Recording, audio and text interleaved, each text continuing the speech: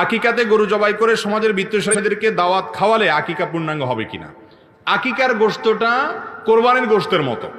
আপনি এটা যদি ধনীদেরকে খাওয়ান তাতেও আকিকা হয়ে যাবে, গরিবদেরকে খাওয়ান তাতেও আকিকা হয়ে যাবে, নিজে খান তাতেও আকিকা হয়ে যাবে। কিন্তু উত্তম এবং ভালো হলো কিছুটা নিজেরা খান, কিছুটা আত্মীয় স্বজন প্রতিবেশীদেরকে দেন, আর কিছুটা দান টান করেন।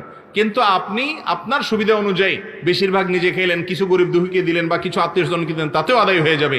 এমন কোনো বাধ্যবাধকতা নেই যে এতটুকু দিতেই হবে বা গরিবদেরকে দিতে হবে। অনেকে আকিকার গোশতের ব্যাপারে ভুল ধারণা করেন, মনে করেন যে মা বাপ তারা আকিকার গোশত খাবে না। আমি বলি ভাই, কষ্ট করে মা বাপ জন্ম দিছে বাচ্চা, আকিকার গোশত তো সবচেয়ে বেশি তারা খাবে।